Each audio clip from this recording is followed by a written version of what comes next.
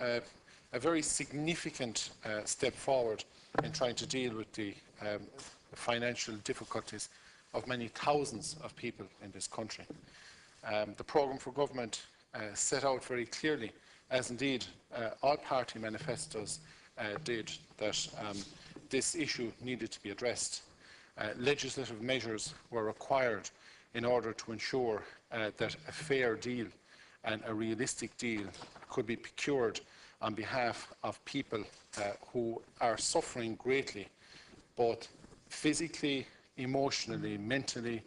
Their quality of life are all issues which have been affected by financial difficulties.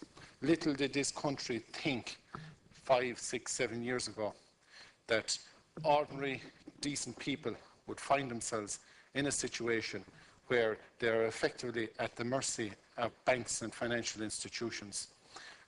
Very, very few people set out in life to end up in a situation where they're bordering on being insolvent.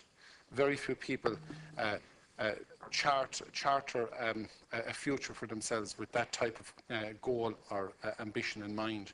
And that's why I believe that this legislation is timely.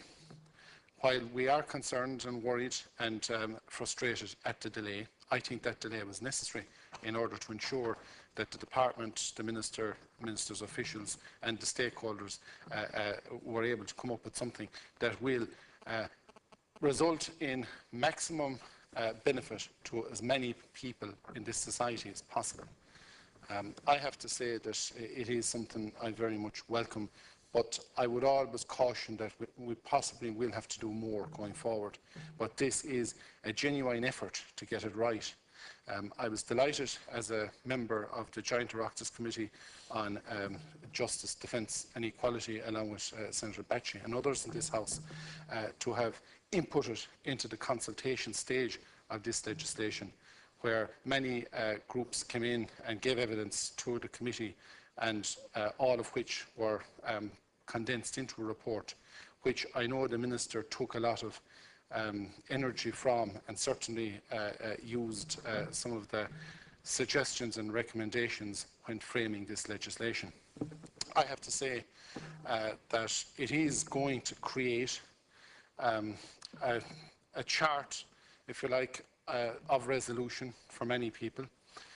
It's hopefully going to be a cost-effective one. It's not going to involve expensive legal costs.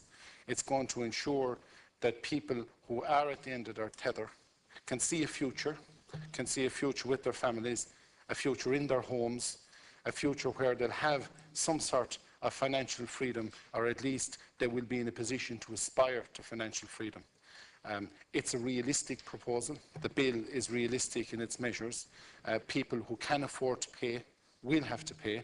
People who simply cannot afford to pay, at least there will be a structure by which they can buy into, and whereby at least they're not on their own, that this state that we are so proud of and that our forefathers fought to create a republican will stand with them shoulder to shoulder. Again, it hasn't been tested. I'm sure as this is rolled out, and I hope by the middle of next year that it will be enacted, that we will see people going to these personal insolvency agencies, engaging with financial institutions, ensuring that they do create a future for themselves. I hope that all parties, particularly financial institutions, will engage with this process in the spirit in which the Minister has, and this government is, and indeed this House is, because it needs all stakeholders to buy into it and to ensure that it doesn't become bogged down.